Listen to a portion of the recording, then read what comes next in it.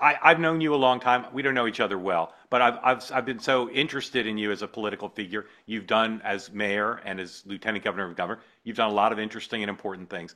And I listen all day, almost every day, to people back east saying Yeah. things about you, Democrats, Republicans, very political people, not political, that it just doesn't accord with my conception of you. So I'm going to run through four Gavin Newsom myths, and you tell me if you're familiar with them. I bet you are, and All right. and just not in a defensive way, but just to tell the truth about what the reality is. And I'm hoping I can just show this to people, and rather than having to explain it myself every time. Appreciate it. So one myth is that you're a crazy liberal, that you're so far to the left, you've governed as a liberal. You've always been a liberal, and that you've done a few things of late, like with Charlie Kirk, to try to pretend you're more moderate. It just that's not true. But explain to people, you give yourself a label or not. What do you say about the myth? I say it's a myth that you're far to the left of the country. Well, I was accused of being a conservative as mayor of San Francisco. I continue to be considered similarly as governor of California. Someone that balanced his budget, that provided the biggest tax rebate in U.S. history, $18.5 billion, that has consistently opposed state efforts to increase our wealth tax or our income tax, top line income tax. I'm a pragmatist. I'm a small business owner. I've created 22 small businesses, taking pen to paper, close to 1,000 people that I've had the privilege of employing in the state. I've had an entrepreneurial mindset. I embrace innovation and free enterprise. And so this notion that I'm a wild-haired liberal is just nonsense. That said, on progressive social issues, I stand tall and firm in terms of my advocacy. Well, you were way out ahead of some other of your Democratic friends, including some Californians on same-sex marriage. And there are some social issues, abortion rights, but there are other social issues, and there's one in the news this week where you have said your party might be going too far, right? Yeah, no, I mean, just as it relates to sex predators going after children. To me, it's just common sense. By the way, I thought it was common sense what I did in 2004 on same-sex marriage. And you're right, my party was the most vocal and critical against those actions. I didn't think in any way infringed on other people's rights. I thought it was the right thing to do. The American people now have come to accept that. But look, I've long called balls and strikes, and I've always been a hard-headed pragmatist on issues. I haven't taken a back seat on many social issues as it relates to the values that I hold dear and embracing our diversity, celebrating our diversity. I know that's something that's verboten now, and I call out people that belittle other people and talk down to people and play those kind of politics that I don't think is becoming of America. Again, I don't want to put words in your mouth. I just want to put a button on this first myth. Is it fair to say that you think in some ways on economics, social issues, maybe issues related to immigration, not every issue, but on some issues, your party's gone too far to the left? Is that fair to Yes, say? absolutely. Look, you can't be pro-job and anti-business. At the same time, businesses can't thrive in a world that's failing. And that's my mindset. It's growth and inclusion.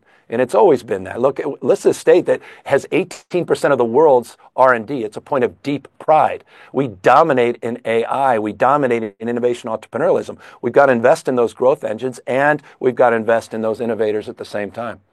All right, America, meet me at camera one. He's not a crazy liberal. The myth exposed, debunked.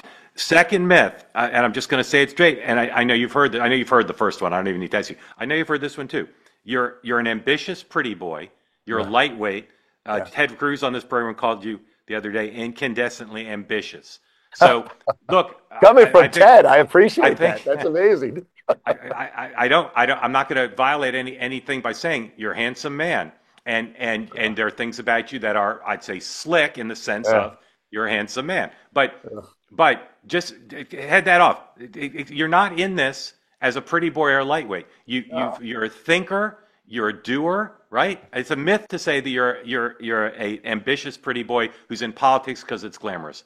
God, one of the things I'm most passionate about is policy. I mean, I'm passionate about public policy. And I think you may have tangentially been covering me many, many moons ago when I was out there doing something called Great Cities, Great Ideas. I ran for mayor of San Francisco on 26 policy papers, put out white papers, wrote a book as lieutenant governor about platform thinking, how to take the town square digital and reinvent government. That was sort of ahead of its time as it relates to Doge today. It's been a point of pride, what we've done in California as it relates to advancing public policy through a lens of good public policy mindset, meaning our commitment to the best politics is a better idea, and our commitment to be pragmatic, not ideological in terms of pursuit of public policy. But it's absolutely untrue that I wake up with sort of a Geiger or some sort of political lens to every decision I make. It's just total BS. Right. Okay. Just to put a button on that one, and I'm not asking you to brag here, but my perception of you is that you could sit down with Bill Clinton or Newt Gingrich or any public official known to be a policy wonk, and you'd have no problem keeping up with them. Correct? In fact, those two individuals, I've spent extended period of time over the years talking about governance. And by the way, Bill Clinton in particular is one of the things I think we're missing in our party right now is a little bit, not just of community opportunity, but this notion of responsibility in sort of the lexicon of the DLC and what Bill Clinton provided in terms of that mindset. And I think it's absolutely. It's not my job to be your spokesman or to defend you, but folks, this is a myth. This is a myth. This is a serious person, and it shouldn't even have to be said. My only recommendation to you is maybe less product in your hair. Jesus, here we go again. You and my mother. Maybe gain 50 pounds like I did. Do something. Do something. All right. Another myth. This is number 3. This will be easy to dispatch. Every day you'll say, "Of course he's running for president. Of course." Right now, I'm not saying you won't. Yeah. But I know because I know you and I know people who know you. You might not. It's not like you've decided to. So I'm not trying to make news here because I know it's not an easy answer. You might, but it's not you're not bound and determined not only not to run in 28. My sense of you is you may never run, right? By the way, I'm with you 1,000% what you just said. 1,000, not 100%. Yeah. I might, I don't know, but I have to have a burning why. And I have to have a compelling vision that distinguishes myself from anybody else. Without both, I don't deserve to even be in the conversation. But I am someone that's I'm trying to pursue the unknown. I'm interested. I'm open to argument. I want to engage folks, and I want to learn. I want to iterate. I have an entrepreneurial mindset, and to the extent that brings me in the political conversation, I'm blessed by that. And to the extent it helps me leverage my day job as government, all the better. But you have not in your head or said to anyone, I'm going to run. I'm going to run at 28. I'm definitely Absolutely. running. My closest advisors, my wife and other. I got 4 kids that are desperate for my term to end to get their dad back. And that's the thing I tell people all the time. And I don't want to pry into your personal life, so of course you speak to this as much as you wish.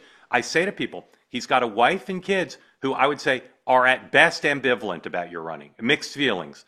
They may not be dead set against it, but if you said, again, you tell me this is right. If you went home tonight and said, you know what, I'm not going to do it. I want to spend time with you all. They would be delighted. And that's important to you, correct? Oh my gosh. I had my oldest daughter last night. She's 15, almost in tears because she can't take it anymore because she's got someone now with her because of the world we're living in. Ted was talking about that in your show a couple days ago. Things have radically changed. She said, Dad, I can't take it anymore.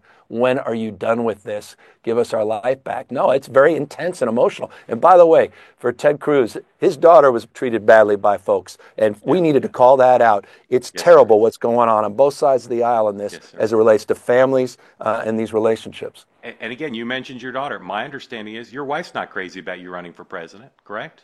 No, look, and I'm so proud of my wife. She's been a champion. She's a fierce champion of women and girls, but also boys and men. She did a documentary 10 years ago on the crisis of masculinity called Mask You Live In, and she continues in that advocacy and in that frame. And she wants me to be a great father. That's her mission in life. And I'll tell you what, that is the most important thing for me. I figured that out. I got 4 young kids, 2 boys, 2 girls. And to me, that's the lens to which every decision needs to be made. So just again, to put one more button on this, when people say to me, Gavin Newsom's definitely running. It's so obvious. He's unconditionally ambitious. Of course he's running. What should I say to them? You say to be determined, unknown. It's truly though, not just Cory, not just your lawyers say, don't say, right? Mark, there's nothing I hate more than politicians answering this question. And the BS, 99% of the time, BS. I almost 1% of the time, they're actually being honest. I almost never ask people. It's a stupid question to try to get people to announce for president, when they don't want to. I just try to put the myth to rest, and we have. Last myth is the biggest one, and we've touched on a little bit, which is that if you did run for president, or just as you think about your legacy as we head towards the end of your second and final term, people say absolute failure, that the state has been a failure. Now, I've listened to you talk a lot about this. I've read a lot about it. We could spend 5 hours on it. One thing you've done that's really caught my attention, and I will say honestly bothered me a little bit, is that when there have been some issues, you've blamed the mayors or the federal government. And you said, well, the mayor of San Francisco, your successor, not doing a good job on the streets, the previous mayor. Mayor of LA didn't do a good job on fires. And then I've heard you blame Washington. Now, I'm not holding them blameless, but you ran for the job. You know full well what happens in Washington affects the governor. The mayors, are the mayors. So are you, what would you say you've not done, you, not the state, what have you not done as well as you would have liked to have Well, done? let me just, because it's incredibly important, clarify, I've never criticized the mayor of LA for the fire response. Quite the contrary. I spent the day with her yesterday. We have been in lockstep in terms of our work there. As it relates to the former mayor of San Francisco, the same. I provided unprecedented support. What I criticized was the lack of urgency as it relates to the street population and what's happening with encampments and tents. And that was a broad statement across the state of California. As a former mayor, I felt I'm in the privileged position. State's vision, national vision realized through states, but localism's determinative at the end of the day. When it comes to housing and homelessness, it's the original sin in the state of California. The affordability challenge in this state, NIMBYism in this state. We've been pounding 42 seeker reform bills I've signed. We have a huge housing package this year. We've been deeply focused on getting things done, and no state has done more to address the homeless crisis than this state. But at the end of the day, I'm not naive about the challenges that remain in the state of California. So no, accountability, buck stops here. I might as well be the mayor of California, not just the governor of California. And so from that perspective, I want to be abundantly clear. Okay, I interpreted some of the things you said immediately after the fires as critical of the mayor. I stand corrected if I'm wrong. Okay, so just to put a button on this, because there's one other topic I want to get to. Whether you run for president or not, when you talk about your record, would you say that on balance, it is a myth to say that you are a failed governor? Is that your view? Well, I don't know. I mean, if I'm representing a failed state, it's the fourth largest economy in the world. We dominate in every critical category. We continue to grow. We continue to outperform. We're a wealth-making machine. We're a state, by the way. I'm so sick and tired of the mythology that we're a high-tax state. It's just a lie. It's made up. 16 states tax their low-wage earners more than the state of California. Are we a high-tax state or a low-tax state? We have the highest tax rate for the 1%, but demonstrably 99% are not in that 1%. 80% of Californians are taxed about average. And you go to the progressive states like Texas and Florida, they nail people in the lower class, in the middle class, compared to states like California. But number two, I also want to make this point. As it relates to investing in reforms, we've created a brand new grade, pre-K for all, after school and summer school for all. We lead the nation over the last decade in 8th grade reading growth. In the last 10 years, we're one of 3 states that's seen improvements in 4th grade reading over the last decade. We continue to make progress in leading the nation in reduction of veterans' homelessness. Unsheltered homeless went up just 0.45%. 44 states saw larger growth. I recognize the responsibility I have on low-carbon green growth, speaking of growth, to do more as it relates to the way we produce and consume energy and continue to dominate in that space. AI and quantum, in so many categories, the state continues just to dominate. And so I'm really proud of it. I'm proud of this state and our state of mind, and I'm proud of the fact that the state continues to grow.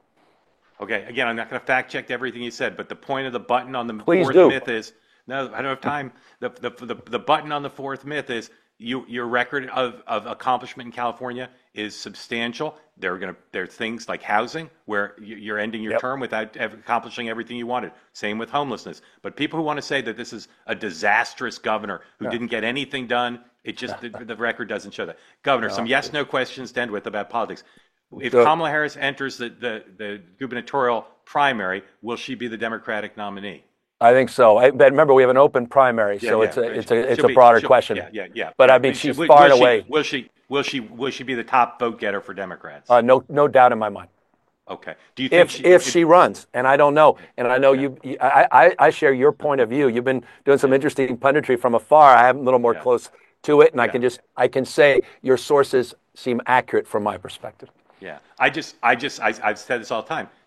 Her Achilles heel. She doesn't like to make difficult decisions under pressure. I think she'd be afraid of losing, even though you think she'd win. And I don't know that she wants to be governor of California. It's a crazy thing. Sometimes people think, well, are they going to run for that office? They should want to do it. People say to me all the time, should I run for Senate? I said, it doesn't seem to me you want to be a senator. So you're not sure she's going to run. I honestly, and by the way, I'm as close Yeah. to the people around her than Yeah. anybody. And Yeah. to this moment, I would say the vast majority of us do not know, period. Right. And would you advise her to run? Would you tell her it's a good job for her? I would reflect what you just said. You have to have a burning why. And if you can't enunciate that, the answer is no. Why the hell would you want this job? Right. You have Who's the why. front runner if she doesn't run? Difficult to know. I mean, there's a lot of folks in the race. And I mean, forgive me. I'm frankly focused on a lot of other things besides who the next governor is. I still got 18, 20 months. And so I'm going to run through the tape, 112-yard dash.